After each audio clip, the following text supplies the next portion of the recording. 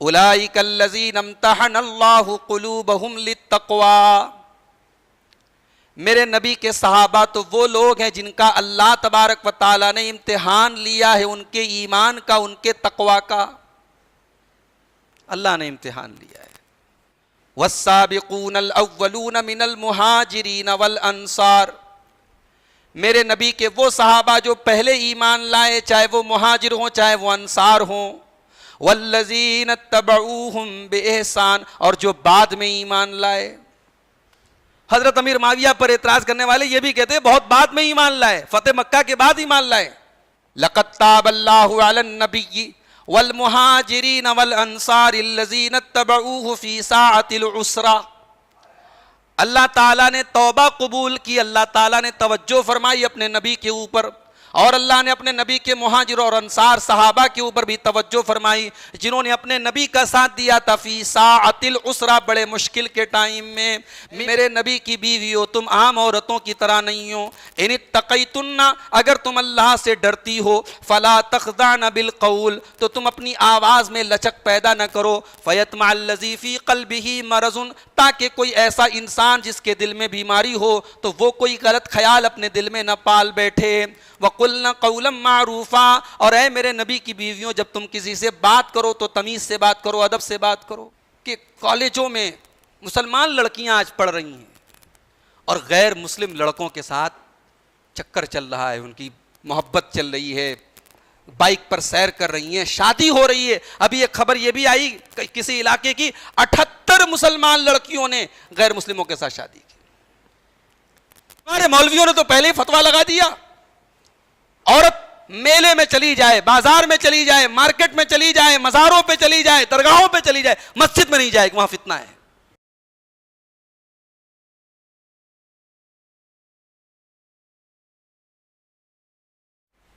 الحمدللہ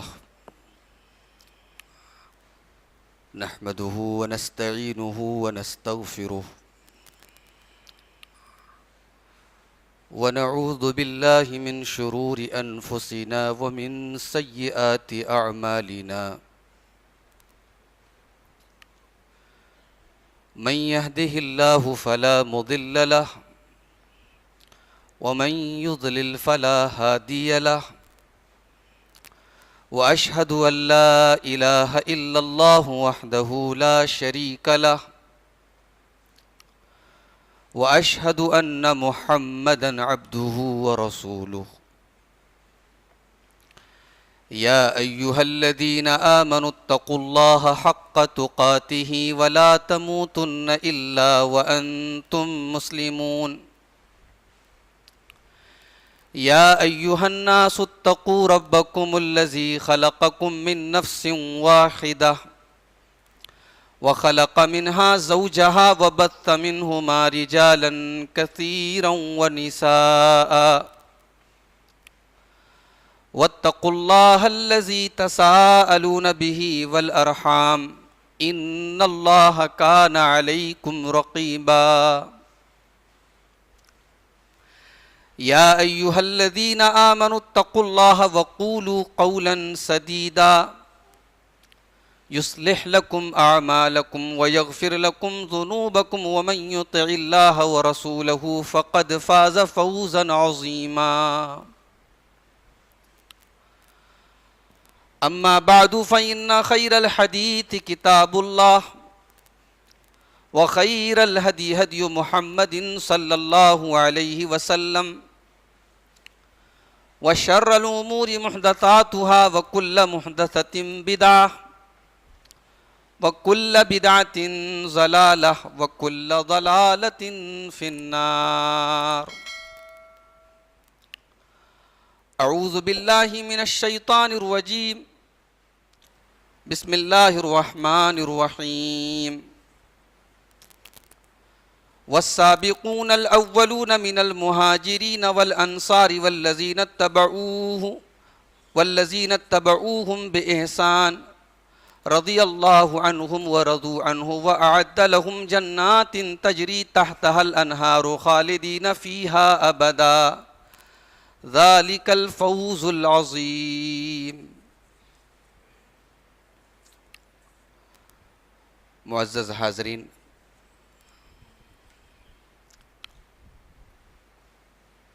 عظمت صحابہ و اہل بیت، اس عنوان سے انشاءاللہ لگاتار 8 دنوں کا ایک پروگرام اس مسجد میں رکھا گیا ہے، جس کی آج شروعات ہونے جا رہی ہے۔ آپ جانتے ہیں محرم کا مہینہ آتے ہی ماحول میں ہر طرف اہل بیت کا نام گونجنے لگتا ہے۔ ایک خاص طبقہ اہل بیت کی محبت کا نام لے کر کبھی حضرت ابو بکر پر تیر چلاتا ہے، کبھی حضرت عمر پر اعتراضات کرتا ہے، کبھی حضرت عثمان غنی کی کے اندر کمیاں نکالتا ہے۔ گویا اس طبقے کا یہ ماننا ہے کہ صحابہ اور اہل بیت میں بڑی دشمنی تھی، اہل بیت کو ماننا ہے تو صحابہ کو نہیں مان سکتے۔ سوال یہ پیدا ہوتا ہے کہ صحیح کیا ہے، قرآن اور حدیث کیا کہتے ہیں، اہل سنت کا کیا موقف ہے، اہل حدیث کا کیا اسٹینڈ ہے، سلف صالحین کا کیا موقف ہے؟ کیا یہ صحیح بات ہے کہ اگر ہم صحابہ کو مانیں گے تو اہل بیت کو نہیں مان سکتے، اہل بیت کو مانیں گے تو صحابہ کا احترام باقی نہیں رہ سکتا؟ صحیح کیا ہے؟ یہ اس 8 دن کے اس پورے پروگرام کا یہی مقصد ہے کہ ہم صحابہ کے بارے میں اور اہل بیت کے بارے میں جو صحیح موقف ہے اس کو جانیں، اس کو سمجھیں۔ اور ایک مقصد اس پروگرام کا یہ بھی ہے، ہماری جو نوجوان نسل ہے وہ واقف نہیں ہے صحابہ کی سیرت سے۔ بھئی جمعہ کے خطبے آدھا گھنٹے کے ہوتے ہیں، 25 منٹ کے ہوتے ہیں، اس میں تفصیل سے بات نہیں ہو سکتی۔ اس لیے میں نے مناسب سمجھا کہ یہ، حالانکہ میں جانتا ہوں کہ یہ تھوڑی ایک مشکل چیز ہے، لگاتار 8 دن کا پروگرام ہے، بہت سارے لوگ ہیں آج ان کو فری ہیں، آج فرصت ہے، ہو سکتا ہے کل فرصت نہ ہو، لیکن اس پروگرام کو ہمیں اور آپ کو جو ہے ایک اہمیت دینی چاہیے، یہ بڑا ضروری ہے ہماری نوجوان نسل کے لیے۔ اس لیے میں نے 8 الگ الگ ٹاپک چنے ہیں۔ آج پہلا پروگرام ہے، پہلا ایپیسوڈ ہے اس کا۔ آج ہم بات کریں گے صحابہ کی عظمت کیا ہے اور اہل بیت کی عظمت کیا ہے، صحابہ کس کو کہا جاتا ہے، اہل بیت کس کو کہا جاتا ہے، ان کا مقام کیا ہے، ان کا درجہ کیا ہے، قرآن اور حدیث میں ان کی فضیلت کیا ہے۔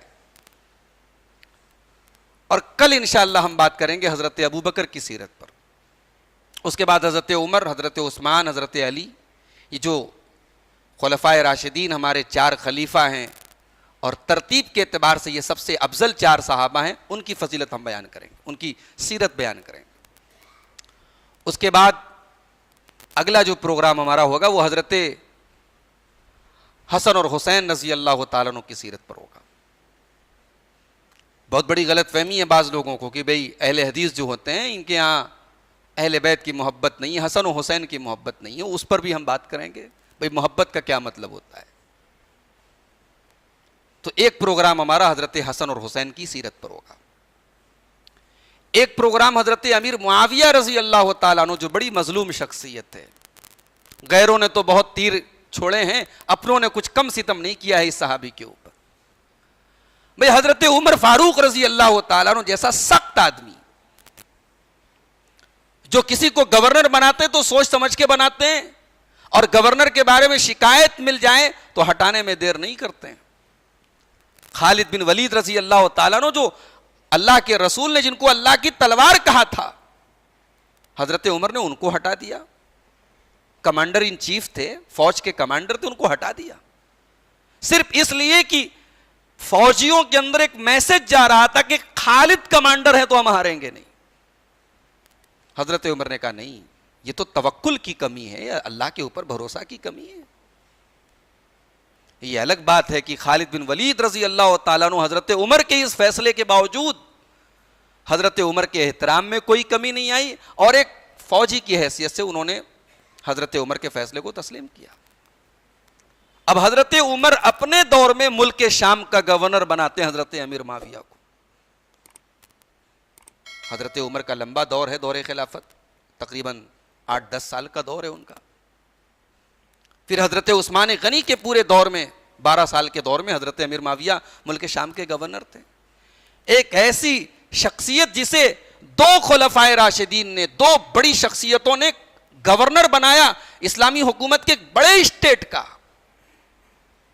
اس کے بارے میں ہم الٹی سیدھی باتیں کرتے ہیں. تو حضرت امیر معاویہ کی سیرت پر بھی ہمارا ایک دن کا درس ہوگا. اور آخری جو ہمارا پروگرام ہوگا وہ ہوگا واقعہ کربلا کی کیا حقیقت ہے اور اس واقعے کا کیا سبب تھا، اس واقعے کی کیا حقیقت، اس پر ہم انشاءاللہ بات کریں. تو آئیے آج ہم بات کرتے ہیں عظمت صحابہ اور عظمت اہل بیت کی. صحابہ کون ہیں، اہل بیت کون ہیں؟ صحابی کس کو کہتے ہیں؟ صحابی کی ڈیفینیشن کیا ہے؟ صحابی کی تعریف کیا ہے؟ حافظ ابن حجر رحمۃ اللہ علیہ نے صحابی کی جو ڈیفینیشن کی ہے یہ سب سے بہترین ڈیفینیشن ہے. صحابی کہتے ہیں اس انسان کو جس نے ایمان کی حالت میں نبی سے ملاقات کی. نبی کو دیکھا ہو نہیں، نبی سے ملاقات. بھائی بعض صحابہ نابینا تھے، نبی کو دیکھا نہیں لیکن صحابی ہیں. تو حافظ ابن حجر نے دیکھا نہیں کہا، ملا ہو، نبی سے ملاقات کی ہو ایمان کی حالت میں اور ایمان پر خاتمہ ہوا ہو، وہ صحابی. اگر عورت ہے تو صحابیہ ہے، مرد ہے تو صحابی ہے. اب ان صحابہ کا مقام کیا ہے؟ ان کا مقام یہی ہے کہ ان سے بہتر مسلمان روئے زمین پر پیدا نہیں ہوئے.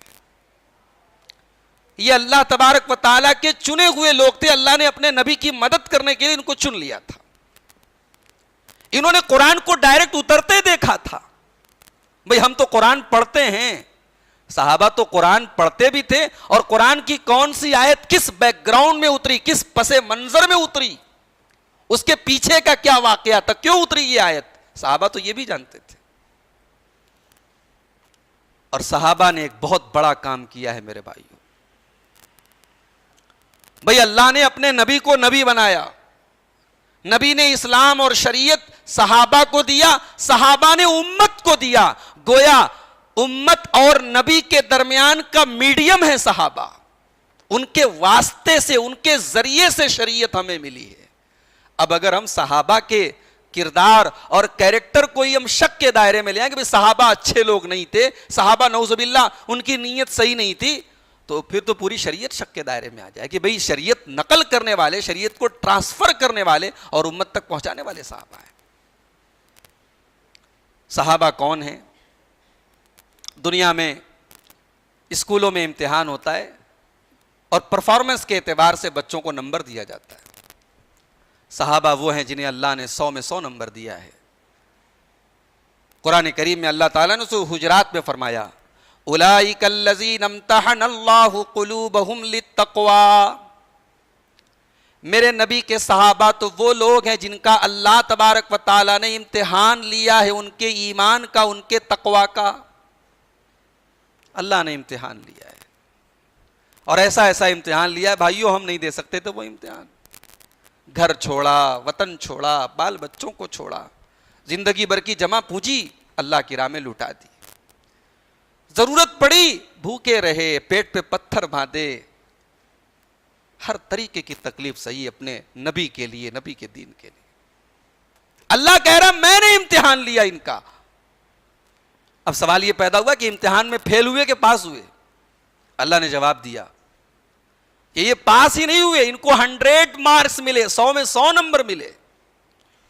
اور عجیب بات ہے کہ اللہ تعالیٰ نے سورہ توبہ کی 100 نمبر کی آیت میں صحابہ کرام کو کتنا نمبر ملا ہے، کتنا درجہ ملا، اللہ نے سورہ توبہ کی آیت نمبر 100 میں بتایا. والسابقون الاولون من المہاجرین والانصار. میرے نبی کے وہ صحابہ جو پہلے ایمان لائے، چاہے وہ مہاجر ہوں چاہے وہ انصار ہوں. والذین اتبعوہم بإحسان. اور جو بعد میں ایمان لائے. حضرت امیر معاویہ پر اعتراض کرنے والے یہ بھی کہتے ہیں بہت بعد میں ایمان لائے، فتح مکہ کے بعد ایمان لائے. اللہ نے اس فرق کو بھی ختم کر دیا. پہلے ایمان لانے والے یقیناً ان کا مقام زیادہ ہے، ان کی فضیلت زیادہ ہے، لیکن اللہ نے کہا جو بعد میں بھی ایمان لائے میں تو ان سے بھی راضی ہوں. رضی اللہ عنہم ورضوا عنہ، اللہ ان سے راضی ہو گیا، وہ اللہ سے راضی ہو گئے. بھائی اللہ راضی ہو گیا بات سمجھ میں آتی، اللہ سے وہ راضی ہو گئے یہ بات نہیں سمجھ میں آئی. وہ اللہ سے راضی ہو گئے کا مطلب یہ ہے کہ جب انہوں نے اسلام قبول کیا، ایمان لائے، تو اللہ کی راہ میں ہر مشکل کو گوارا کرنے کے لیے تیار ہو گئے، اللہ کی راہ میں ہر تکلیف اٹھانے کے لیے خوشی خوشی. بھائی حضرت علی رضی اللہ تعالیٰ عنہ فجر کی نماز پڑھا رہے ہیں اور عبد الرحمن ابن ملجم نے آ کر کے حملہ کیا ہے، اور حضرت علی کوفہ کی اس مسجد کے مسلح پر جب گرتے ہیں تو علی کی زبان سے نکلتا ہے فزت ورب الکعبہ، کعبے کے رب کی قسم آج میں کامیاب ہو گیا. بھئی آدمی دنیا سے جا رہا ہے، موت ہو رہی ہے، مگر یہ نبی کے صحابہ تھے، اللہ کی راہ میں شہادت کو خوشی خوشی اللہ کی راہ میں شہید ہو گئے، جان دے دی. یہ صحابہ کی خاصیت تھی. رضی اللہ عنہم ورضوا عنہ، اللہ ان سے راضی، وہ اللہ سے راضی. اور اتنا ہی نہیں، اللہ نے کہا کہ میں اپنے نبی کے صحابہ کو جنت دے چکا ہوں. وَأَعَدَّ لَهُمْ جَنَّاتٍ تَجْرِي تَحْتَهَا الْأَنْهَارُ خَالِدِينَ فِيهَا أَبَدًا. میں نے اپنے نبی کے صحابہ کے لیے جنت تیار کر کے رکھی ہے، وہ اس میں ہمیشہ رہیں گے. شرم مانی چاہیے، چلو بھر پانی میں ڈوب مرنا چاہیے ان لوگوں کو جو صحابہ پر انگلی اٹھاتے ہیں. ارے جن کو اللہ کہہ رہا ہے میں نے جنت انہی کے لیے تیار کر کے رکھی ہے، تم ان کے اوپر کیچڑ اچھالتے ہو. تو صحابہ وہ لوگ ہیں میرے بھائی. اللہ کے نبی کی زندگی میں ایک غزوہ ہوا، غزوہ تبوک. بڑی پریشانی والا غزوہ تھا یہ. صحابہ جا رہے ہیں، پیاس کے مارے برا حال ہے، مئی جون کا مہینہ ہے، گرمی کا مہینہ ہے. حضرت عمر کہتے ہیں اونٹ کو ذبح کر کے، اونٹ کی چربی کو پگھلا پگھلا کر کے اس کو پیتے تھے صحابہ. ایک ایک کھجور دو لوگ مل کر کے، آدھی تم کھا لو آدھی میں کھا لوں. ایک وقت ایسا بھی آئے کہ ایک کھجور ہے اس کو کئی لوگ چوس چوس کر کے کام چلا رہے ہیں. اس لشکر کو، اس سفر کو قرآن نے سورہ توبہ میں اللہ نے ذکر کیا. لَقَدْ تَابَ اللَّهُ عَلَى النَّبِيِّ وَالْمُهَاجِرِينَ وَالْأَنصَارِ الَّذِينَ اتَّبَعُوهُ فِي سَاعَةِ الْعُسْرَةِ. اللہ تعالیٰ نے توبہ قبول کی، اللہ تعالیٰ نے توجہ فرمائی اپنے نبی کے اوپر، اور اللہ نے اپنے نبی کے مہاجر اور انصار صحابہ کے اوپر بھی توجہ فرمائی جنہوں نے اپنے نبی کا ساتھ دیا تھا. فی ساعۃ العسرہ، بڑے مشکل کے ٹائم میں. من بعد ما کاد یزیغ قلوب فریق منہم، جب منافقین کی جماعت تیار نہیں تھی تبوک میں جانے کے لیے، منافق لوگ پیچھے ہٹ گئے، مگر میرے نبی کے صحابہ اس مشکل وقت میں نبی کے ساتھ رہے. بند کر دیجیے، بند کر دیجیے.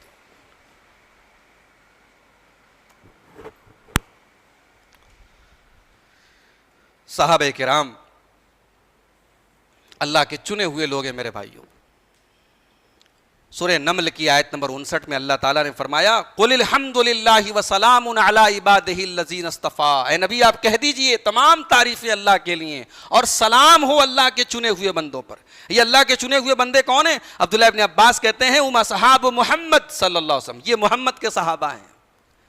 اصطفاہم اللہ لنبیہ، ان کو اللہ تعالیٰ نے چنا تھا اپنے نبی کے لیے. عبداللہ ابن عمر رضی اللہ تعالیٰ عنہ کہتے ہیں کہ او لوگوں، اگر پیروی کرنا ہے، اگر نمونہ بنانا ہے تو زندوں کو نمونہ مت بناؤ، ان کو نمونہ بناؤ جو دنیا سے چلے گئے. بھئی ایک آدمی زندہ ہے، ہم اس کو نمونہ بنا رہے ہیں، لیکن گارنٹی تو نہیں ہے کہ اس کا خاتمہ بھی صحیح ہوگا. آدمی کا عقیدہ صحیح ہے، ایمان صحیح ہے، مرنے کے پہلے عقیدہ گڑبڑ ہو گیا، ایمان گڑبڑ ہو گیا، بھٹک گیا وہ. عبداللہ ابن عمر کہتے ہیں نہیں، نمونہ بنانا ہے تو ان کو بناؤ جو دنیا سے چلے گئے، صحیح طریقے پر تھے، دنیا سے چلے گئے. اور جب دنیا سے چلے گئے اور ایسے لوگوں کو تمہیں نمونہ بنانا ہے تو عبداللہ ابن عمر کہتے ہیں نبی کے صحابہ کو نمونہ بناؤ. کانوا خیار ھذہ الامہ، وہ اس امت کے سب سے بہترین لوگ تھے. ابرھا قلوبا واعمقھا علما واقلھا تکلفا، صحابہ کے دل بڑے پاک صاف تھے، کپڑے بہت اچھے نہیں تھے، چہرے بہت خوبصورت نہیں تھے، بڑے خوشحال لوگ نہیں تھے، مگر دل ہیرے کی طرح قیمتی تھا، ان کے دل میں کوئی میل نہیں تھا، جو ان کی زبان پر تھا وہ ان کے دل میں تھا، بڑے سادہ لوگ تھے. کہتے ہیں ان کا دل پاک صاف تھا. وَأَعْمَقَهَا عِلْمًا، ان کے علم کے اندر گہرائی تھی، ان کا علم چھچلا نہیں تھا، ان کا علم ہلکا نہیں تھا کہ علم کم ہے باتیں بڑی بڑی. صحابہ کے علم کے اندر گہرائی تھی، انہوں نے ڈائریکٹ، وہ نبی کے اسٹوڈنٹ تھے، نبی سے سیکھا تھا. وَأَقَلَّهَا تَكَلُّفًا، اور صحابہ کیا تکلف نہیں تھا، بناوٹ نہیں تھی، نہ ان کی بات چیت میں بناوٹ تھی، نہ ان کے رہن سہن میں، بڑے سادہ مزاج لوگ تھے، بڑے صاف ستھرے لوگ تھے، تکلف نہیں تھا ان کے اندر. اختارہم اللہ لصحبت نبیہ ونقل دینہ، اللہ تعالیٰ نے ان کو چن لیا اپنے نبی کا ساتھ دینے کے لیے اور نبی کے دین کو نقل کرنے کے لیے، نبی کے دین کو امت تک پہنچانے کے لیے. فتشبہوا باخلاقہم وطرائقہم، ان کے اخلاق کو اپنا لو، ان کے طریقے کو اپنا لو. یہ نبی کے صحابہ ہیں، یہ بالکل سیدھے راستے پر. یہ کون کہہ رہا ہے؟ عبداللہ ابن عمر رضی اللہ تعالیٰ عنہ کہہ رہے ہیں. نبی کے صحابہ کا چہرہ جو ہے چمکتا تھا، ان کا چہرہ دیکھ کر کے لگ جاتا تھا یہ اللہ والے لوگ ہیں. بیت المقدس کو فتح کرنے کے لیے حضرت عمر کی فوج جب بیت المقدس پہنچی تو بیت المقدس کے پادری سب باہر نکل گئے اور کہنے لگے ہم نے اپنی کتابوں میں عیسیٰ کے حواریوں کا تذکرہ پڑھا تھا، ہم نے پڑھا تھا عیسیٰ کے حواری بڑے خوبصورت تھے، مگر آج ان سے بھی زیادہ نیک، ان سے بھی زیادہ متقی اور ان سے بھی زیادہ اللہ والے یہ لوگ ہمیں نظر آ رہے ہیں. نبی کے صحابہ کا تذکرہ کرتے ہوئے اللہ تعالیٰ نے سورہ فتح کی آیت نمبر 29 میں فرمایا محمد الرسول اللہ والذین معہ اشداء علی الکفار رحماء بینہم، محمد اللہ کے رسول ہیں اور آپ کے صحابہ دشمنوں کے لیے بڑے سخت ہیں اور آپس میں بڑے رحم دل ہیں. تراہم رکعا سجدا یبتغون فضلا من اللہ ورضوانا، تم ان کو جب بھی دیکھو گے تمہیں رکوع کی حالت میں نظر آئیں گے، سجدے کی حالت میں نظر آئیں گے. سیماہم فی وجوہہم من اثر السجود، اور ان کا چہرہ سجدے کے نشان سے چمک رہا ہوگا، ان کے چہرے سے ان کے اخلاق کا پتہ چل جائے گا، ان کا چہرہ بتا دے گا یہ اللہ والے لوگ ہیں. آئیے چند حدیثیں دیکھ لیتے ہیں صحابہ کی عظمت کے بارے میں. آسمان میں ستارے ہوتے ہیں نا، ستارے کا ایک کام تو یہ ہوتا ہے بھی آسمان میں ستارہ چمک رہا ہے، آسمان کی خوبصورتی ہے. ستارے کا ایک کام اور بھی ہے، ستارہ آسمان کی سیکیورٹی ہے. یہ جنات اور شیاطین جب فرشتوں کی بات چیت سننے کے لیے اللہ تعالیٰ کی طرف سے جو فیصلے دیے جاتے ہیں دنیا کے لیے، فرشتوں کے درمیان بات چیت ہوتی ہے تو یہ شیاطین اور جنات ان کو سننے کے لیے جاتے ہیں، تو فرشتے انہی ستاروں کے ذریعے ان کو مارتے ہیں.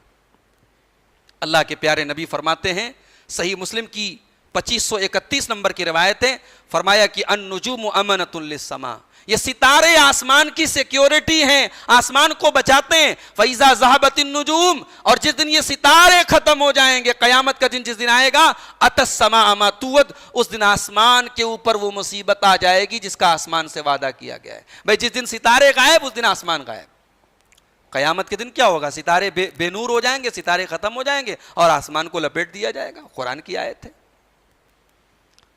وَأَنَا أَمَانَةٌ لِأَصْحَابِي، اللہ کے نبی کہتے ہیں میں اپنے صحابہ کے لیے سیکیورٹی ہوں، جب تک میں موجود ہوں میرے صحابہ کے اوپر فتنے نہیں آئیں گے. فَإِذَا ذَهَبْتُ، جب میں چلا جاؤں گا میرے صحابہ کے اوپر وہ فتنے آنا شروع ہو جائیں گے جن کا ان سے وعدہ کیا. اللہ کے نبی کا انتقال ہوا، طرح طرح کے فتنے پیدا ہونے شروع ہو گئے. ابھی ہم کل حضرت ابوبکر کی سیرت جب بیان کریں گے تو بات کریں گے ہم اس پر. یہ حضرت ابوبکر کے بارے میں کہا جاتا ہے بڑے نرم مزاج آدمی تھے. اللہ کے رسول جب بیمار پڑے تو اب یہ سوال پیدا ہوا کہ بھئی مسلح پر کون کھڑا ہوگا، رسول کے مسلح پر کون کھڑا ہوگا.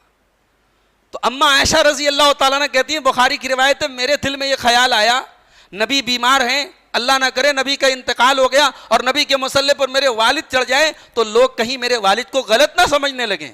تو اما عائشہ اللہ کے رسول سے کہنے لگی کہ اے اللہ کے رسول، میرے والد بڑے نرم مزاج آدمی ہیں، میرے والد جب قرآن پڑھتے ہیں رونے لگتے ہیں، انہیں اپنی آواز پر کنٹرول نہیں رہتا، میرے والد کو امام مت بنائیے، کسی اور کو امام بنا دیجیے. تو اللہ کے رسول نے کہا تھا کہ عائشہ تو تم وہی بات کہہ رہی ہو جو حضرت یوسف کے زمانے کی عورتیں کہا کرتی تھی، دل میں کچھ تھا زبان پر کچھ ہے. عائشہ کان کھول کے سن لو، اللہ کو اور مومنوں کو ابو بکر کے علاوہ کوئی منظور ہی نہیں ہے. میرے مصلے پر میری موجودگی میں اگر کوئی چڑھے گا تو ابو بکر چڑھے گا. تو ابو بکر رضی اللہ تعالیٰ عنہ بڑے نرم مزاج تھے, لیکن نبی کے انتقال کے بعد جو فتنے آئے ان کا جس مضبوطی کے ساتھ حضرت ابو بکر نے سامنا کیا تھا میرے بھائیوں, وہ بھی ایک بہت بڑی بات ہے. تو اللہ کے نبی کہتے ہیں میں اپنے صحابہ کے لیے سیکیورٹی ہوں, جیسے ہی میں دنیا سے چلا جاؤں گا میرے صحابہ کے اوپر فتنے آئیں گے. وَأَصْحَابِي أَمَانَةٌ لِأُمَّتِي, اور میرے صحابہ میری امت کے لیے سیکیورٹی ہیں, امان ہیں, پناہ ہیں. جب میرے صحابہ دنیا سے چلے جائیں گے, صحابہ کا دور ختم ہو جائے گا, تو میری امت کے اوپر وہ تمام مصیبتیں آئیں گی. بھئی آپ دیکھیں کربلا کا واقعہ, ایک ایسے چند صحابہ موجود تھے, صحابہ کا دور ختم ہو رہا ہے, آخری دور ہے صحابہ کا. پھر کربلا کے واقعے کے بعد پھر جو حالات پیدا ہوئے, ظاہر ہے کہ نبی کے صحابہ کے انتقال ہوتے ہوتے اور نبی کے صحابہ کے دنیا سے جاتے جاتے بہت سارے فتنے پیدا ہوئے. اللہ کے نبی کہہ رہے میرے صحابہ میری امت کے لیے امان ہیں, سیکیورٹی ہیں. یہ تمام دنیا بھر کے فرقے کب پیدا ہوئے؟ صحابہ کے بعد پیدا ہوئے. یہ روافض, یہ خوارج, یہ معتزلہ, یہ قدریہ, یہ جہمیہ, یہ دنیا بھر کے فرقے جنہوں نے قرآن کو بدلا, حدیث کو بدلا, اپنی منمانی تعویلات سے دین کو بدلا. صحابہ جب تک تھے کسی کی مجال نہیں تھی. خوارج پیدا ہوئے لیکن صحابہ نے اس فتنے کا بھی مقابلہ کیا. تو اللہ کے نبی کہہ رہے ہیں میرے صحابہ جب تک ہیں میری امت سیف ہے, میرے صحابہ دنیا سے چلے جائیں گے امت پر فتنے آنا شروع ہو جائیں گے. جو لوگ صحابہ کو برا بلا کہتے ہیں, ایک حدیث ان کو بھی سنانا چاہوں گا. صحیح بخاری کی 2541 اور صحیح مسلم کی 2540 نمبر کی حدیث ہے. پیارے نبی صلی اللہ علیہ وسلم فرماتے ہیں لا تسبوا اصحابی, میرے صحابہ کو برا بھلا مت کہو. فوالذی نفسی بیدہ, اس اللہ کی قسم جس کے ہاتھ میں میری جان ہے, لو ان احدکم انفق مثل احد ذهبا, اگر تم میں سے کوئی احد پہاڑ کے برابر بھی سونا خرچ کر دے, ما بلغ مد احدہم ولا نصیفہ, تو میرے صحابہ کے ایک مد یا آدھا مد کے برابر نہیں. ایک مد جو ہوتا ہے ایک مٹھی میں جتنا اناج آ جائے, جتنا جو ہے جو وغیرہ آ جائے, اس کو عربی میں ایک مد کہتے ہیں. جو ہم لوگ سا صدقہ فطر نکالتے ہیں نا, سا, تو 4 مد کا 1 سا ہوتا ہے. اس کو آپ اگر کیلکولیٹ کریں گے نا, 2.5 کلو جو ہم لوگ گیہوں وغیرہ دیتے ہیں تو وہ 4 مٹھی جو ہے آتا ہے. 1 سا جو ہوتا ہے وہ 4 مد کا ہوتا ہے. تو اللہ کے رسول کہہ رہے ہیں پہاڑ کے برابر بھی تم سونا خرچ کر دو. بھئی پہاڑ کو کوئی وزن نہیں کر سکتا, پہاڑ کو تول نہیں سکتا. صحابہ وہ لوگ ہیں ان کی نیکیوں کو تولا نہیں جا سکتا, ان کی نیکیوں کو کیلکولیٹ نہیں کیا جا سکتا. یہ تھے صحابہ. اللہ تعالی ہم سب کو صحابہ کرام سے محبت کرنے کی توفیق عطا فرمائے اور ان کے نقش قدم پہ چلنے کی توفیق عطا فرمائے. دین کے لیے قربانی دینے کا جذبہ میرے بھائیوں آج ہمارے اندر زیرو ہے. ہم تو وہ لوگ ہیں کہ زکوٰۃ بھی بڑی مشکل سے, بڑے دکھ کے ساتھ کراہ کے ہم لوگ زکوٰۃ نکالتے ہیں. اور صحابہ تو وہ لوگ ہیں لن تنالوا البر حتی تنفقوا, آیت نازل ہوئی قرآن کے 4 پارے کی. حضرت ابو طلحہ انصاری آئے, اے اللہ کے رسول میرا کروڑوں کا باغ ہے. مسجد نبوی کے ٹھیک سامنے ابو طلحہ کا باغ تھا, بہت شاندار باغ تھا, بیروہا اس باغ کا نام تھا. کھجوروں کے لائن سے پیڑ لگے تھے, بہترین نہر کا پانی تھا اس میں, مدینے کی سب سے بڑی پراپرٹی تھی وہ. ابو طلحہ آئے, کہا ہے اللہ کے رسول قرآن کہہ رہا ہے لن تنالوا البر حتی تنفقوا مما تحبون, جنت میں نہیں جا سکتے جب تک اپنی محبوب چیز اللہ کی راہ میں خرچ نہ کر دو. یا رسول اللہ میں آپ کو گواہ بنا کے کہتا ہوں میں اپنا یہ باغ اللہ کی راہ میں دے رہا ہوں. صحابہ وہ لوگ تھے میرے بھائی, ان کی قربانی, ان کے جذبے کا کوئی ثانی نہیں ہے, کوئی نظیر نہیں ہے. اب سوال پیدا ہوتا ہے کہ اہل بیت کون ہے. آئیے جواب پوچھتے ہیں قرآن سے. قرآن مجید کا 22واں پارہ کھولو, 22ویں پارے کی اسٹارٹنگ ہو رہی ہے سورہ احزاب کی آیت نمبر 32 اور 33, 32 اور 33 نمبر کی آیت. اللہ تعالیٰ اپنے نبی کی عورتوں کو خطاب کر کے کہہ رہا ہے یا نساء النبی لستن کاحد من النساء، اے میرے نبی کی بیویوں تم عام عورتوں کی طرح نہیں ہو، ان اتقیتن اگر تم اللہ سے ڈرتی ہو، فلا تخضعن بالقول تو تم اپنی آواز میں لچک پیدا نہ کرو، فیطمع الذی فی قلبہ مرض تاکہ کوئی ایسا انسان جس کے دل میں بیماری ہو تو وہ کوئی غلط خیال اپنے دل میں نہ پال بیٹھے، وَقُلْنَا قَوْلًا مَعْرُوفًا اور اے میرے نبی کی بیویوں جب تم کسی سے بات کرو تو تمیز سے بات کرو، ادب سے بات کرو۔ ابھی میں کل مئو گیا تھا، وہاں لوگوں نے بتایا کہ کالجوں میں مسلمان لڑکیاں آج پڑھ رہی ہیں اور غیر مسلم لڑکوں کے ساتھ چکر چل رہا ہے، ان کی محبت چل رہی ہے، بائک پر سیر کر رہی ہیں، شادی ہو رہی ہے۔ ابھی ایک خبر یہ بھی آئی کسی علاقے کی 78 مسلمان لڑکیوں نے غیر مسلموں کے ساتھ شادی کی۔ اس وقت بڑا غصہ ہے ان سب چیزوں کو لے کے، لوگ کہہ رہے ہیں بھئی مسلمان لڑکیوں کو کالجوں میں بھیجنا بند کر دو، ان کے ہاتھ سے موبائل چھین لو، ان کے ہاتھ سے اسکوٹی چھین لو، ان کو کالجوں میں بھیجنا بند کر دو۔ میں کہتا ہوں یہ سب حل نہیں ہے اس مسئلے کا، مسئلے کا حل یہاں ہے جو اللہ نے قرآن میں بتایا۔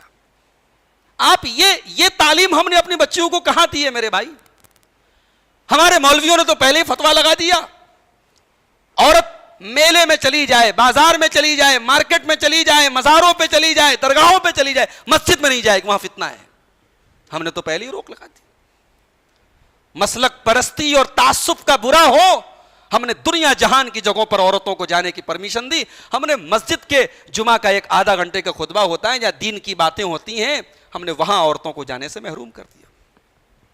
سال میں عید اور بقرعید کی نماز ہے، نبی نے تاکید کر کے کہا تھا کہ اپنی عورتوں کو عیدگاہ لے کے جاؤ، ہمارے بھائیوں نے اس پر بھی پابندی لگا دی۔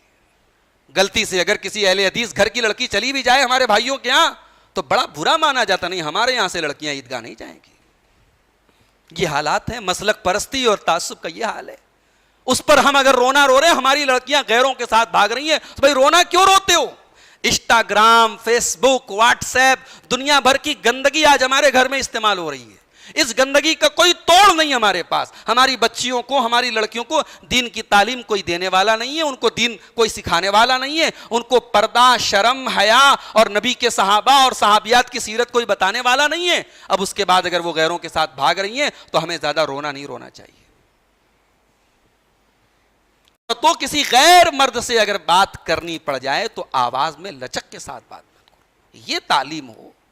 بھئی گھر میں موبائل رکھا ہے، کسی کا کال آ سکتا ہے، فون آ سکتا ہے، کسی اگر غیر محرم کا کال آئے تو ایک مسلمان عورت بات کیسے کرے؟ کہا گیا کہ نرمی کے ساتھ بات نہ کرے، کسی کو امید اپنے دل میں امید پالنے کا موقع نہ دے، کسی کے دل میں گنجائش باقی نہ رہے، ایسے طریقے سے بات کرے سامنے والا سمجھ جائے یہاں میری دال گلنے والی نہیں ہے۔ فیطمع الذی فی قلبہ مرض، اے نبی کی عورتوں خبردار کسی سے ایسے بات مت کرو۔ وَقُلْنَا قَوْلًا مَعْرُوفًا لیکن ہاں گالی گلوچ نہیں کرنا ہے، بدتمیزی نہیں کرنا ہے، بات کرو دستور کے مطابق کرو۔ وَلَا تَبَرَّجْنَ تَبَرُّجَ الْجَاهِلِيَّةِ الْأُولَىٰ اور اے نبی کی عورتوں اپنے گھروں میں ڈٹی رہو، گھر سے بلا ضرورت نہ نکلو۔ وَقَرْنَ فِي بُيُوتِكُنَّ گھر میں جمی رہو، اور گھر سے کبھی نکلنا پڑے تو زمانے جاہلیت کی طرح بن کر کے سنور کر کے نہ نکلا کرو۔ آج کل مارکیٹ میں نقاب دیکھ رہے ہیں آپ، کالے نقاب ملنے بند ہو گئے مارکیٹ میں، نہ کے برابر آپ کو ملیں گے۔ اب نقاب کپڑے سے زیادہ زیب و زینت نقاب میں ہو رہی ہے۔ قرآن کہہ رہا ہے کہ ایسے بن سنور کر کے نہ نکلو جیسے تم دور جاہلیت میں نکلا کرتی تھی۔ پہلی بات تو کہ بلا ضرورت مت نکلو، اور گھر سے نکلو تو بن سنور کر کے نہ نکلو۔ اس کے بعد فرمایا وَأَقِمْنَا الصَّلَاةَ اور اے نبی کی عورتوں نماز قائم کرو، وَآتِينَا الزَّكَاةَ زکوٰۃ ادا کرو، وَآتِينَا اللَّهَ وَرَسُولَهُ اللہ اور اس کے رسول کی اطاعت کرتی رہو۔ إِنَّمَا يُرِيدُ اللَّهُ لِيُذْهِبَ عَنْكُمُ الرِّجْسَ أَهْلَ الْبَيْتِ وَيُطَهِّرَكُمْ تَطْهِيرًا اے اہل بیت، اے نبی کے گھر والو، اللہ تم سے گندگی کو دور کرنا چاہتا ہے اور تم کو پاک اور صاف کرنا چاہتا ہے۔ یہ میں نے 2 آیتیں پڑھی آپ کے سامنے سورہ احزاب کی۔ اب اس آیت کو پڑھ کر کے، ابھی میں اس آیت کی تفسیر نہیں بیان کر رہا ہوں، صرف ترجمہ میں نے آپ کے سامنے پڑھا ہے۔ اب اس کو سن کر کے آپ بتائیے آپ کے دماغ میں کیا خیال آئے، اہل بیت سے کون مراد ہو سکتا ہے؟ اگر کوئی آدمی یہ کہتا ہے بھائی اہل بیت سے کا مطلب پنجتن، محمد، علی، فاطمہ، حسن، حسین، یہ پنجتن پاک ہیں، بس یہی اہل بیت ہیں. عائشہ، خدیجہ، زینب، حفصہ، یہ لوگ نبی کی جو بیویاں ہیں یہ اہل بیت میں نہیں ہیں. کیا یہ بات ماننے والی لگتی ہے؟ بھئی قرآن کی آیت جہاں اہل بیت کا لفظ آ رہا ہے وہ پوری آیت، پورا کانٹیکسٹ، اس کا پورا بیک گراؤنڈ نبی کی بیویوں کے بارے میں، اور ہم نبی کی بیویوں کو اہل بیت سے خارج کر دیں. کامن سینس کے خلاف بات ہے میرے بھائی، عقل کے خلاف بات ہے. بھئی ہمارے گھر میں شادی کا کارڈ آتا ہے، شادی کے کارڈ پہ لکھا رہتا ہے مولانا عبدالغفار صاحب ود فیملی. اب مولانا عبدالغفار صاحب کو اگر ود فیملی دعوت دی جائے اور وہ اپنی اہلیہ سے کہے بھی تو مت چلنا، تو میری فیملی میں نہیں، ہاں میں اپنے نواسے کو لے کے جاؤں گا، اپنی بیٹی کو لے کے جاؤں گا، اپنے داماد کو لے کے جاؤں گا، تجھے نہیں لے کے جاؤں گا، تو میرے فیملی میں نہیں ہے، تو یہ تو بھئی بڑی غیر معقول سی بات ہے، بڑی عجیب سی بات ہے. آدمی کی فیملی اور آدمی کے اہل بیت میں سب سے پہلے اس کی بیوی آتی ہے. بیوی کے بغیر اہل بیت کا کوئی مطلب نہیں ہے. تو قرآن کی اس آیت کا جو سیاق اور سباق ہے، اس سے واضح ہوتا ہے کہ اہل بیت میں سب سے پہلے نبی کی بیویاں شامل ہیں. اس کی ایک اور میں دلیل دیتا ہوں قرآن سے. بھئی حضرت ابراہیم کی 2 بیویاں تھیں. ایک بیوی کا نام تو ہم لوگ جانتے ہیں ہاجرہ، دوسری بیوی کا کوئی نام بتائے؟ سارہ. اسحاق کی اماں سارہ ہیں اور اسماعیل کی اماں ہاجرہ ہیں. پہلوٹی کی جو اولاد ہے وہ اسماعیل ہیں. بڑھاپے میں اسماعیل بھی پیدا ہوئے، بڑھاپے میں اسحاق بھی پیدا ہوئے.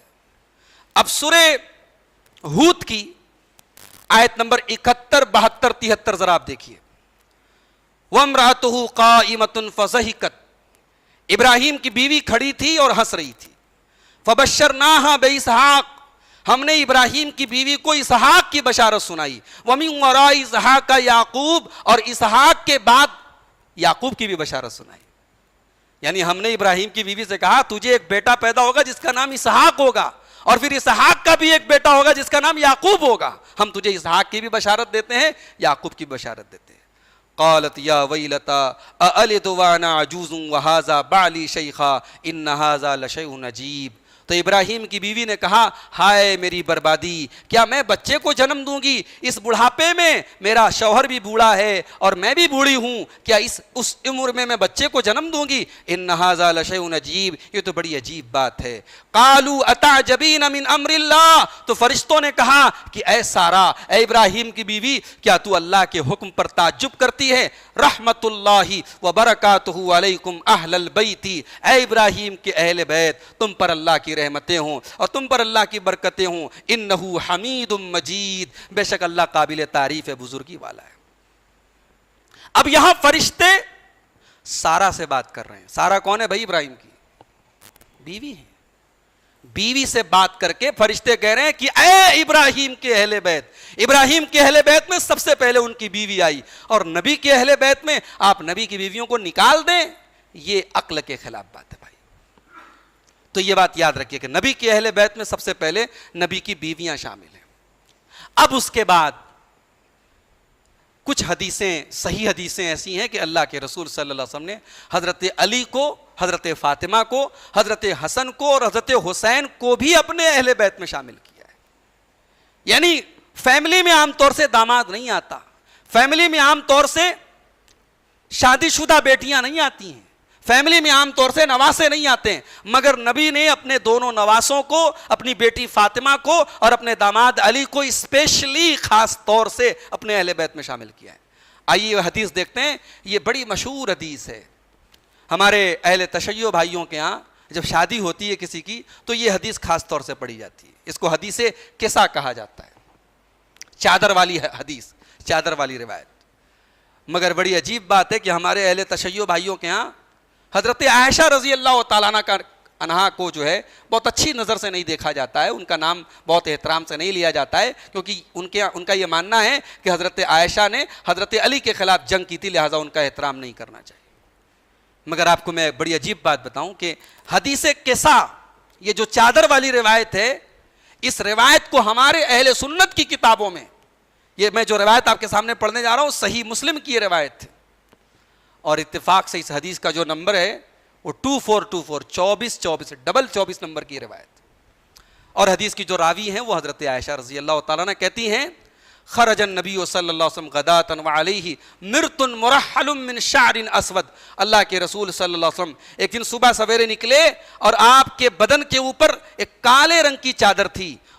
فجاء الحسن بن علی, حضرت حسن رضی اللہ تعالیٰ عنہ آئے. فادخلہ, اللہ کے نبی نے اپنی چادر میں حضرت حسن کو داخل کر لیا. پھر حضرت حسین آئے, اللہ کے رسول نے ان کو بھی اپنے چادر میں شامل کر لیا. پھر حضرت فاطمہ آئیں, اللہ کے رسول نے ان کو بھی اپنی چادر میں داخل کر لیا. پھر حضرت علی آئے, اللہ کے رسول نے ان کو بھی اپنی چادر میں داخل کیا. پھر فرمایا انما یرید اللہ لیذھب عنکم الرجس اہل البیت ویطہرکم تطہیرا. وہی 22ویں پارے کی آیت پڑھی اللہ کے رسول نے, سورہ احزاب کی آیت نمبر 33, کہ اے نبی کے اہل بیت, اللہ تبارک و تعالیٰ تم سے گندگی کو دور کرنا چاہتا ہے اور تم کو خوب پاک صاف کرنا چاہتا ہے. نبی نے حضرت علی, حضرت فاطمہ, حضرت حسن, حضرت حسین, ان چاروں لوگوں کو اپنی چادر کے اندر شامل کر کے یہی آیت پڑھی. اب اس آیت کا کیا مطلب ہوا کہ اے علی, اے فاطمہ, اے حسن, اے حسین, تم بھی میرے اہل بیت میں شامل ہو. اس کا یہ مطلب نہیں کہ تم ہی میرے اہل بیت ہو اور میری بیویاں اہل بیت سے خارج ہیں. مطلب یہ ہے کہ تم بھی میرے اہل بیت میں شامل ہو. ایک اور روایت دیکھیے, حضرت ابو سلمہ رضی اللہ تعالیٰ عنہ کے بیٹے ہیں عمر بن ابی سلمہ. یہ اللہ کے نبی کے لہ پالک تھے, اللہ کے نبی نے ان کو پالا تھا. تو یہ کہتے ہیں کہ جب یہ آیت اتری اللہ کے رسول کے اوپر سورہ احزاب کی کہ انما یرید اللہ لیذھب عنکم الرجس اہل البیت ویطہرکم تطہیرا, تو اس وقت اللہ کے نبی ام سلمہ کے گھر میں تھے. تو آپ نے حضرت فاطمہ کو, حضرت حسن کو, حضرت حسین کو بلایا اور ان کے اوپر ایک چادر ڈالی, اور علی بھی ان کے پیچھے کھڑے تھے, ان کو بھی آپ نے چادر میں شامل کیا اور آپ نے فرمایا اللہم ہؤلاء اہل بیتی, اے اللہ یہ میرے اہل بیت ہے, فاذھب عنہم الرجس وطہرہم تطہیرا, تو اے اللہ تو ان کی گندگی کو دور فرما اور ان کو خوب پاک اور صاف فرما. ام سلمہ کہنے لگی وانا معہم یا نبی اللہ, اے اللہ کے نبی کیا میں بھی ان کے ساتھ شامل ہوں؟ نبی نے فرمایا انت علی مکانک وانت علی خیر, اے میری بیوی ام سلمہ تو پہلے سے ہی خیر اور بھلائی کے اوپر ہے, تو پہلے سے ہی اپنے مقام پر ہے, تو پہلے سے ہی میری بیوی ہے, تو اہل بیت میں شامل ہے. اور علماء کہتے ہیں کہ یہاں ام سلمہ کو اللہ کے نبی نے چادر میں اس لیے بھی شامل نہیں کیا کیونکہ حضرت علی رضی اللہ تعالیٰ عنہ موجود تھے جو ان کے لیے غیر محرم تھے, تو اس چادر میں حضرت ام سلمہ کو شامل کرنا مناسب نہیں تھا, اس لیے نبی نے ان کو چادر میں شامل نہیں فرمایا. یہ ترمذی کی روایت ہے 3205 نمبر کی, بالکل صحیح روایت ہے. تو نبی کے اہل بیت میں یہ چاروں ہستیاں بھی شامل ہیں اور نبی کے اہل بیت میں نبی کی بیویاں بھی شامل ہیں. آج کل ایک عید منائی گئی تھی, آج کل شاید آپ کو خبر ہو, انٹرنیٹ کے ذریعے معلوم ہو, 18 ذی الحجہ کو ایک عید منائی جاتی, عید غدیر. کہا جاتا ہے کہ بھئی اسی دن نبی نے حضرت علی رضی اللہ تعالیٰ عنہ کو اپنا خلیفہ بنایا تھا اور صحابہ کے درمیان اعلان کیا تھا. اور ایک ہمارے اہل سنت میں ایک نام ہے سلمان ندوی صاحب کا, لکھنؤ کے رہنے والے ہیں. ندوہ سے ان کو ریسٹریکیٹ کیا گیا, نکالا گیا ان کے الٹے سیدھے خیالات کی وجہ سے. سلمان ندوی صاحب کا بھی ایک نیا ویڈیو آیا کہ حدیث غدیر خم کو ہمارے لوگ بیان نہیں کرتے, اہل بیت سے اتنا بغض رکھتے ہیں کہ حدیث غدیر خم کو لوگ بیان نہیں کرتے. آئیے میں حدیث غدیر خم بھی آپ کے سامنے بیان کر دوں کہ اس حدیث کی کیا حقیقت ہے. صحیح مسلم کی روایت ہے, حدیث کے راوی حضرت زید ابن ارقم. حضرت زید ابن ارقم کہتے ہیں کہ اللہ کے نبی نے حجۃ الوداع سے جب لوٹنے لگے, حج کر کے جب مدینہ واپس جانے لگے, تو راستے میں مکہ اور مدینہ کے ایک تالاب تھا. اس غدیر کے معنی ہوتے ہیں تالاب, غدیر کے معنی ہوتے ہیں تالاب, اور اس تالاب کا نام تھا خم. تو اللہ کے نبی نے اس غدیر خم نام کی ایک جگہ پہ خطبہ دیا. خطبے میں اللہ کے نبی نے اللہ کی حمد و ثنا بیان کی اور اس کے بعد آپ نے فرمایا اے لوگو انما انا بشر, میں انسان ہوں, یوشک ان یاتینی رسول ربی, ہو سکتا ہے موت کا فرشتہ بہت جلدی میرے پاس آ جائے اور میں اللہ کو پیارا ہو جاؤں. تو اے لوگوں میں 2 بھاری چیزیں چھوڑ کے جا رہا ہوں تمہارے درمیان. اولہما کتاب اللہ, ایک اللہ کی کتاب چھوڑ کے جا رہا ہوں. فیہ الہدی والنور, اللہ کی کتاب میں قرآن میں تمہارے لیے ہدایت بھی ہے اور تمہارے لیے روشنی بھی ہے. فخذوہ واستمسکوا بہ, اس قرآن کو مضبوطی سے پکڑ دو. وَأَهْلُ بَيْتِي, اور میں اپنے اہل بیت کو چھوڑ کے جا رہا ہوں. اذکرکم اللہ فی اہل بیتی، اذکرکم اللہ فی اہل بیتی، اذکرکم اللہ فی اہل بیتی، میں تمہیں اللہ سے ڈرنے کی نصیحت کرتا ہوں، میرے اہل بیت کے بارے میں اللہ سے ڈرتے رہنا، میرے اہل بیت کے بارے میں اللہ سے ڈرتے رہنا، میرے اہل بیت کے بارے میں اللہ سے ڈرتے رہنا۔ اب یہ ہے پورا غدیر خم کا واقعہ جو صحیح مسلم کے اندر موجود ہے۔ اب اس میں کہاں اس بات کا ذکر ہے کہ نبی نے علی کو جو ہے خلیفہ بنایا؟ بکواس بات ہے۔ نبی نے اگر علی کو خلیفہ بنایا ہوتا اور صحابہ کے اتنے بڑے مجمع میں بنایا ہوتا تو کیا آپ کو لگتا ہے کہ صحابہ کی مجال تھی کہ حضرت ابو بکر کو خلیفہ بناتے؟ صحابہ وہ لوگ نہیں تھے کہ جو اپنی خواہشات نبی کی خواہش کے اوپر اپنی خواہش کو ترجیح دیتے، نہیں، صحابہ تو وہ تھے نبی کے اشارے پہ جان دے دیتے تھے۔ نبی نے اتنے بڑے مجمع میں علی کو خلیفہ بنایا، صحابہ مکر گئے، صحابہ نے حضرت ابو بکر کو خلیفہ بنا دیا۔ صحیح بات یہ ہے نبی نے کبھی بھی اپنے جانشین کا اعلان نہیں کیا، لیکن ہاں نبی نے ایک اشارہ دے دیا کہ اپنے مسلح پر آپ نے نماز کا امام حضرت ابو بکر صدیق کو بنایا۔ ایک اشارہ امت کو دے دیا کہ اس ایک مسلمان کی زندگی میں سب سے بڑی عبادت ہوتی ہے نماز۔ اگر نبی اپنی زندگی میں اس نماز میں اپنا جانشین ابو بکر صدیق کو بنا رہے ہیں تو دنیا کے معاملات اور حکومت اور خلافت میں وہی تمہارے خلیفہ ہو سکتے ہیں اور جانشین ہو سکتے ہیں۔ یہ ایک اشارہ دیا، اس کو بھی نبی نے کلیئر نہیں بتایا۔ تو یہ سب بکواس بات ہے۔ ایک چونکہ ایک عقیدہ ہے ہمارے اہل تشیع بھائیوں کے یہاں کہ بھئی ان کو کہنا ہے کہ علی رضی اللہ تعالیٰ عنہ خلیفہ بلا فصل ہیں، ان کو ابو بکر عمر عثمان کو نیچا دکھانا ہے۔ تو اب یہ پوری کہانی گڑی گئی اور عید غدیر بن گئی۔ تو کوئی ایسی عید وید نہیں ہے۔ ہاں غدیر خم کا واقعہ موجود ہے۔ نبی نے اپنے اہل بیت کے بارے میں اللہ سے ڈرنے کی تلقین کی ہے۔ نبی کا مقصد یہ تھا بھئی میری بیویاں ہیں، میرے اہل بیت میں سے ہیں، میرے داماد علی ہیں، میرے اہل بیت میں سے ہیں، میرے نواسے ہیں، ان سے میں محبت کرتا ہوں، تم بھی ان سے محبت کرتے رہنا، انہیں تکلیف نہ پہنچانا، انہیں چوٹ نہ پہنچانا، ان کا خیال رکھنا۔ اس کا یہ مطلب بھی نہیں ہے، نبی نے یہاں یہ بھی نہیں فرمایا کہ میں جیسے قرآن چھوڑ کے جا رہا ہوں ویسے اہل بیت کو چھوڑ کے جا رہا ہوں، تم اہل بیت سے روایت لینا، صحابہ سے مت لینا۔ ابھی آج ایک انٹرنیٹ پہ ایک تقریر سن رہا تھا، ایک صاحب تھے ابو ہریرہ رضی اللہ عنہ کا مذاق اڑا رہے تھے۔ بولے ابو ہریرہ سن 7 ہجری میں اسلام لائے اور نبی کے ساتھ 1.5 سال رہے اور 5000 حدیثیں روایت کر رہے ہیں، اور جو لوگ نبی کے ساتھ پہلے دن سے لگے رہے وہ 300 روایتیں، 200 روایتیں، 500 روایتیں بیان کر رہے ہیں۔ تو بولے کہ علامہ شبلی نعمانی نے لکھا ہے کہ ابو ہریرہ نے 5000 حدیثیں کیوں بیان کی؟ کیونکہ نبی نے اپنا جھوٹا دودھ، نبی نے اپنا بچا ہوا جھوٹا، تو میں اپنے یعنی سمجھانے کے لیے آپ کو بتا رہا ہوں، ہم لوگ جب کوئی کھانے پینے کا سامان بچا ہوا چھوڑ دے تو اس کو ہم لوگ اپنی زبان میں جھوٹا بولتے ہیں۔ تو نبی نے اپنا بچا ہوا دودھ حضرت ابو ہریرہ کو پلایا تو اس کی برکت سے ابو ہریرہ نے 5000 حدیثیں بیان کر دی۔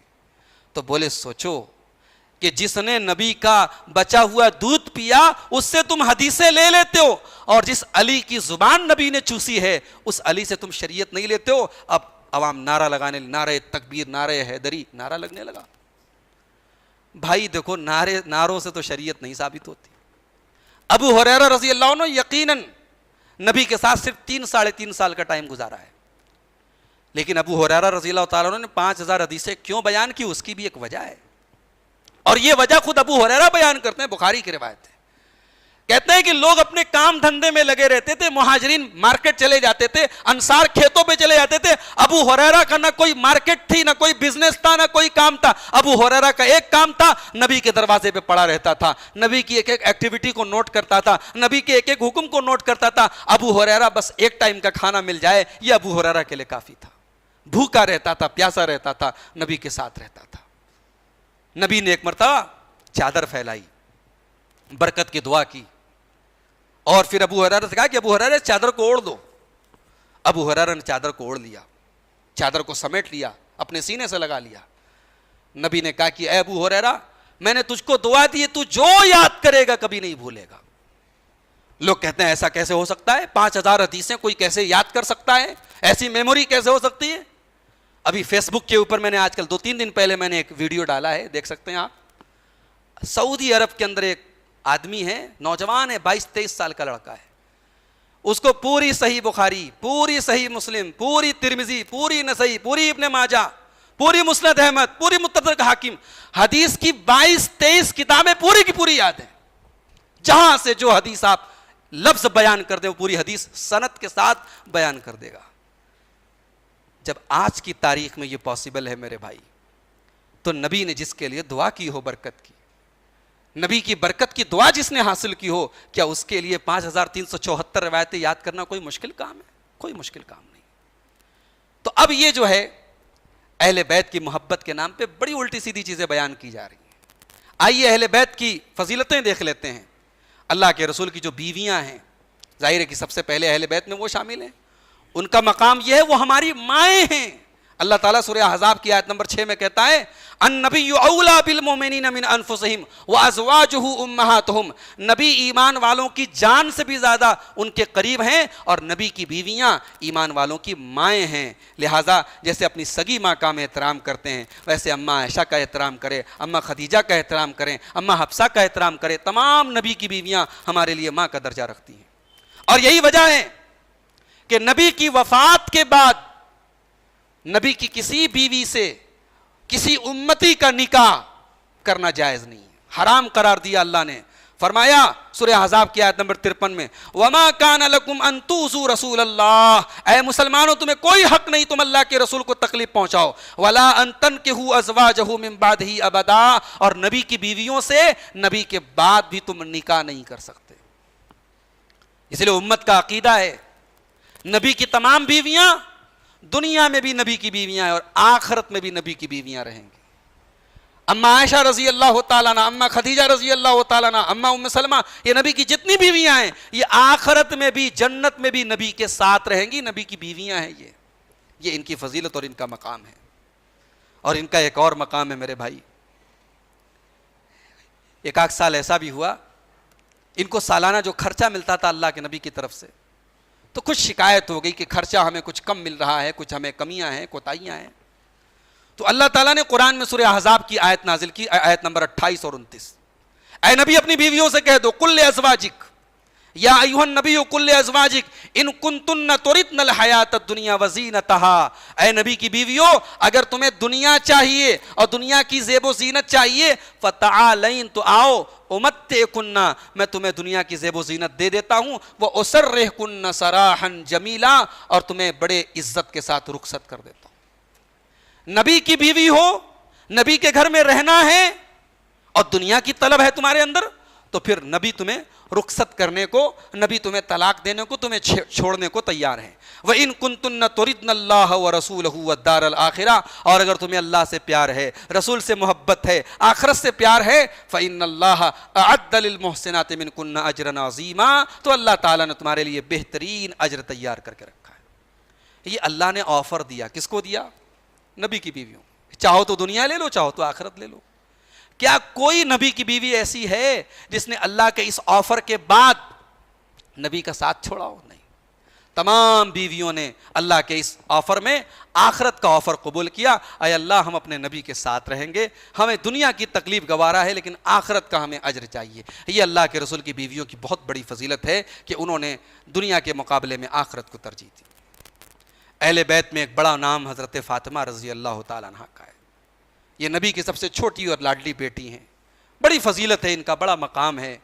آئیے ان کی فضیلت میں اماں عائشہ کی ایک روایت آپ کو سناتا ہوں. صحیح بخاری کی 6285 نمبر کی روایت ہے. اماں عائشہ کہتی ہیں کہ اللہ کے نبی بیمار ہیں اور تمام بیویاں اللہ کے نبی کی موجود ہیں. اتنے میں حضرت فاطمہ علیہ السلام, یہ بخاری کی روایت میں علیہ السلام کا لفظ آیا ہے, اس لیے حضرت فاطمہ کے ساتھ علیہ السلام کا لفظ بھی استعمال کیا جا سکتا ہے. اب کوئی یہ نہ کہے کہ بھئی علیہ السلام استعمال کرنا حرام ہے, اور کوئی یہ بھی نہ کہے کہ علیہ السلام ہی استعمال کیا جائے گا, رضی اللہ عنہ استعمال نہیں. حدیث کی کتابوں میں زیادہ تر حضرت فاطمہ کے ساتھ, حضرت علی کے ساتھ, حضرت حسن کے ساتھ, حضرت حسین کے ساتھ رضی اللہ عنہ ہی آیا ہے. کہیں کہیں علیہ السلام اور علیہ السلام بھی آیا ہے, لہٰذا ان کے ناموں کے ساتھ علیہ السلام یا علیہ السلام بھی استعمال کیا جا سکتا ہے. تو حضرت عائشہ کہتی ہیں حضرت فاطمہ علیہ السلام آئیں تمشی, چلتے ہوئے, لا واللہ ما تخفی مشیتها من مشیت رسول اللہ, ان کے چلنے کا انداز بالکل اللہ کے رسول کے جیسا تھا. فلما رآہا, نبی نے جب اپنی اس بیٹی کو دیکھا, رحبا, نبی نے مرحبا کہا, قال مرحبا بابنتی, کہا کہ خوش آمدید ہے میری بچی. پھر اللہ کے نبی نے اپنے داہنے طرف یا بائیں طرف حضرت فاطمہ کو بٹھایا, پھر ان کے کان میں چپکے سے کوئی بات کہی.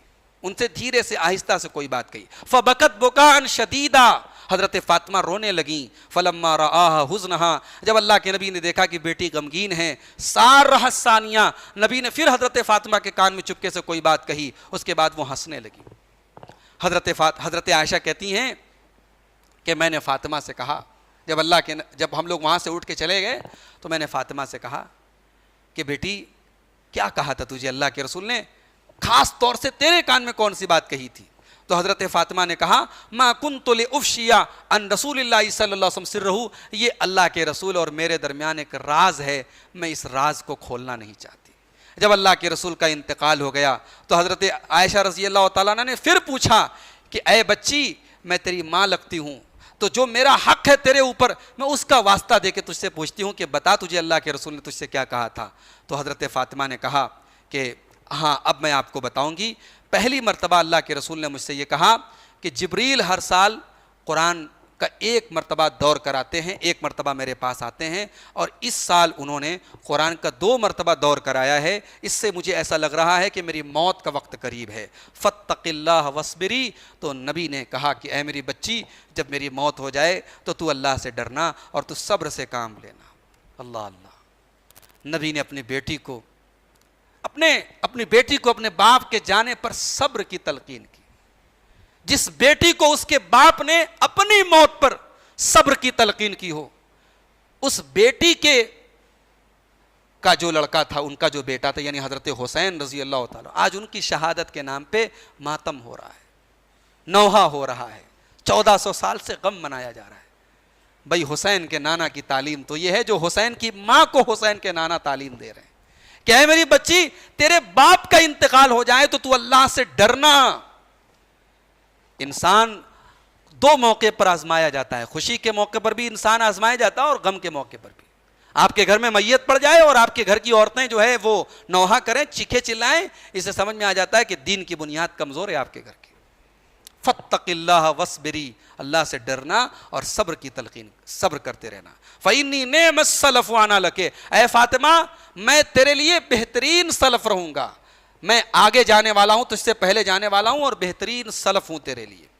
تو کہنے لگی حضرت فاطمہ کی میں رونے لگی. تو اللہ کے نبی صلی اللہ علیہ وسلم نے جب میرا رونا دیکھا تو کہا کہ اے فاطمہ الا ترضین ان تکونی سیدۃ نساء المؤمنین اور سیدۃ نساء هذه الامہ، اے فاطمہ کیا تو اس پر راضی نہیں ہے کہ تو اس امت کی تمام عورتوں کی سردار بن جائے، یا تو تمام مومنہ عورتوں کی سردار بن جائے، کیا تو اس پر خوش نہیں ہے؟ اس پر میں مسکرانے لگی اور میں ہنسنے لگی. یہ صحیح بخاری کی 6285 نمبر کی روایت ہے. ایک اور روایت دیکھیے حضرت عائشہ کی، کہتی ہیں کہ ما رأیت احدا کان اشبہ سمتا وہدیا ودلا برسول اللہ صلی اللہ علیہ وسلم من فاطمہ کرم اللہ وجہہا. یہ ابو داؤد کی 5217 نمبر کی روایت ہے. کہتی ہیں کہ نبی کے جیسی چال، نبی کے جیسی ڈھال، نبی کے جیسا بول چال میں نے فاطمہ رضی اللہ تعالیٰ عنہ سے زیادہ کسی کے اندر نہیں دیکھی. کانت اذا دخلت علیہ، جب فاطمہ نبی کے پاس آتی تھیں، قام الیہا، نبی اپنی اس بیٹی کے لیے کھڑے ہو جاتے تھے، فاخذ بیدہا، اپنی اس بیٹی کا ہاتھ پکڑ لیتے تھے، وقبلہا، اپنی بیٹی کے پیشانی کو چوم لیتے تھے، واجلسہا فی مجلسہ، اور اپنی بیٹی کو اپنے بیٹھنے کی جگہ اپنی بیٹھک پر بٹھاتے تھے. اور جب اللہ کے نبی اپنی بیٹی فاطمہ کے پاس جاتے تھے، قامت الیہ، تو وہ بھی اپنے باپ کے احترام میں کھڑی ہو جاتی تھی. فاخذت بیدہ، اور اپنے ہاتھ، اپنے باپ کا، اپنے والد کا ہاتھ پکڑ لیتی تھی. فقبلتہ، اپنے والد کا بوسہ لیتی تھی، ان کی پیشانی کو چوم لیتی تھی. واجلستہ فی مجلسہا، اور حضرت فاطمہ جہاں خود بیٹھتی تھی وہاں اپنے والد کو بٹھاتی تھی. تو یہ باپ اور بیٹی کا جو ہے یہ رشتہ تھا. نبی کی یہ بیٹی ہے، ان کا بڑا مقام ہے میرے بھائی. صحیح بخاری کی 3714 نمبر کی روایت ہے، اللہ کے نبی کہتے ہیں فاطمہ تو بضعۃ منی، فاطمہ میرے کلیجے کا ٹکڑا ہے. من اغضبہا اغضبنی، جو فاطمہ کو تکلیف پہنچائے وہ مجھے تکلیف پہنچاتا ہے. حسن اور حسین رضی اللہ تعالیٰ عنہ بھی ظاہر ہے کہ اہل بیت میں شامل ہیں، ان کا بھی بڑا مقام ہے. तिरमिजी की 3781 नंबर की रिवायत है। हजरत हुज़ैफा रज़ी अल्लाह ताला अन्हु कहते हैं कि अल्लाह के नबी ने फरमाया कि एक फरिश्ता आज उतरा है जो आज से पहले कभी रूए ज़मीन पर नहीं उतरा था। उस फरिश्ते ने आकर के मुझे बशारत सुनाई है कि फ़ातिमा ये जन्नती औरतों की सरदार हैं और हसन और हुसैन ये जन्नत के नौजवानों के सरदार हैं। बुखारी की 3753 नंबर की रिवायत में अल्लाह के नबी फरमाते हैं, हुमा रैहानताय मिन दुनिया, हसन और हुसैन दुनिया के मेरे दो फूल है। मुस्नद अहमद की 23133 नंबर की रिवायत में अल्लाह के नबी फरमाते हैं, अल्लाहुम्मा इन्नी उहिब्बुहुमा फ़अहिब्बहुमा, ऐ अल्लाह मैं हसन और हुसैन से मोहब्बत करता हूँ, तू भी इनसे मोहब्बत फरमा। अबू दाऊद की 1109 नंबर की रिवायत है, अल्लाह के नबी खुतबा दे रहे थे, जुमा का खुतबा है, हसन और हुसैन चले आए, लाल रंग का सुर्ख रंग का कपड़ा पहने हुए चले आए। अल्लाह के नबी अपने मिंबर से उतरे और अपने दोनों नवासों को गोद ले लिया, थोड़ी देर तक उनको खिलाया। उसके बाद अपने खुतबे को कंटिन्यू किया और खुतबे में फरमाया कि देखो अल्लाह कुरान में कहता है कि माल और औलाद बहुत बड़ी आजमाइश है। मैंने अपने बच्चों को देखा, अपने नवासों को देखा तो मुझसे बर्दाश्त न हुआ और मैंने खुतबा रोक करके अपने नवासों को गोद में ले लिया। ये मोहब्बत थी जो अल्लाह के रसूल सल्लल्लाहु अलैहि वसल्लम हज़रत हसन और हुसैन से किया करते थे। अब आइए, वक्त ज़्यादा ले लिया मैंने आपका, आज की तकरीर का आखिरी पॉइंट, अहले बैत और सहाबा के दरमियान ताल्लुकात कैसे थे। भाई एक तबका तो कह रहा है कि अहले बैत और सहाबा में बड़े झगड़े थे और सहाबा बहुत नफरत नऊज़ुबिल्लाह रखते थे अहले बैत से। ये कहानी कहाँ तक सही है? अभी आपने रिवायतें देखी कि हज़रत फ़ातिमा की फजीलत में तमाम रिवायतें जितनी मैंने पढ़ी सब हज़रत आयशा बयान कर रही हैं। तो ये जो कहानियां गढ़ी गई नऊज़ुबिल्लाह कि हज़रत आयशा हज़रत फ़ातिमा से बुग़्ज़ रखती थी, या हज़रत अबू बकर सिद्दीक़ के बारे में कहा जाता है कि हज़रत अबू बकर सिद्दीक़ ने हज़रत फ़ातिमा को उनका हक नहीं दिया, फ़ेदक में उनका जो हिस्सा था बाप के इंतकाल के बाद उनका हिस्सा नहीं दिया। बुखारी की रिवायत है, हज़रत फ़ातिमा हज़रत अबू बकर के पास आई और फ़ेदक का वो बाग जो था उसका उन्होंने मुतालबा किया कि मेरे वालिद का तरका है और मैं अपनी वालिद के तरके का हक मांगने आई हूँ। तो हज़रत अबू बकर ने जो बात कही है वो बड़ी उसूली बात है। हज़रत अबू बकर ने कहा कि अल्लाह के रसूल ने फरमाया कि ला नूरस, हम नबी लोग किसी को वारिस नहीं बनाते, हमारी वरासत नहीं तकसीम होती। मा तरकना फहुव सदका, हम जो छोड़ के जाएं वो सदका माना जाता है। इन्नमा याकुलु आलु मुहम्मदिन मिन हाज़ल माल, ऐ फातिमा ये जितना माल अल्लाह के रसूल छोड़ के गए हैं, जो बाग वगैरह छोड़ के गए हैं, इसकी आमदनी से मोहम्मद के घर वाले खाएंगे, लेकिन बहैसियत मालिक वो नहीं रहेंगे, इसलिए कि ये अल्लाह का माल है। अल्लाह के नबी ने फरमाया ये सदका है। तो इस जुमले पर हज़रत फ़ातिमा रज़ी अल्लाह ताला अन्हा खामोश हो गई। अब एक तबका कहता है हज़रत फ़ातिमा नाराज़ हो गई, ज़िंदगी पर हज़रत अबू बकर से बात नहीं किया।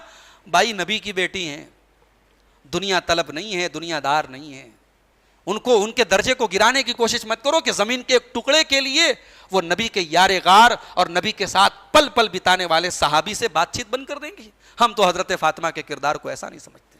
हम तो ये समझते हैं इस हदीस का ये मतलब है कि हज़रत फ़ातिमा चुप हो गई, यानी नबी की हदीस सुन लिया, अब बात खत्म।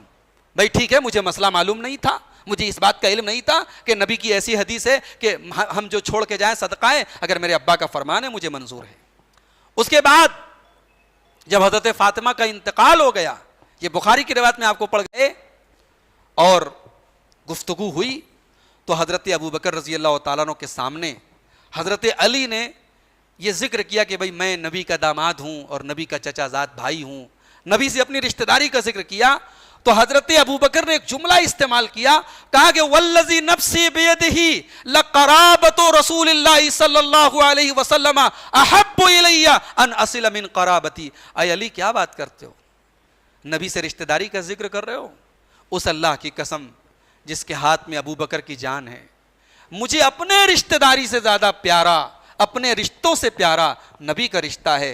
मैं नबी के रिश्तेदारों के साथ जुल्म करूं या कोई हक तलफी करूं या उनके हुकूक में कोई कमी करूं, ये अबू बकर से नहीं हो सकता। तो मेरे भाइयों, सहाबा और अहले बैत के दरमियान बड़े अच्छे ताल्लुकात थे। हज़रत फ़ातिमा जब बीमार हुई तो उनके कफन दफन के लिए, उनके इंतकाल के बाद उनके कफन दफन के लिए हज़रत अबू बकर रज़ी अल्लाह ताला अन्हु ने अपनी बीवी हज़रत अस्मा बिनते अमीस को भेजा, और उनको नहलाने में, उनको कफनाने वगैरह में अस्मा बिनते अमीस ने बड़ा अहम रोल अदा किया। हज़रत अबू बकर के इंतकाल के बाद उनकी बेवा हज़रत अस्मा बिनते अमीस से हज़रत अली ने निकाह किया। بھئی آپ تو بیان کر رہے ہیں کہ حضرت ابو بکر حضرت علی میں بڑے جھگڑے تھے, بڑے اختلاف تھے, یہاں رشتہ داری ہو رہی ہے. ابو بکر رضی اللہ عنہ کی بیوہ سے حضرت علی نکاح کر رہے ہیں.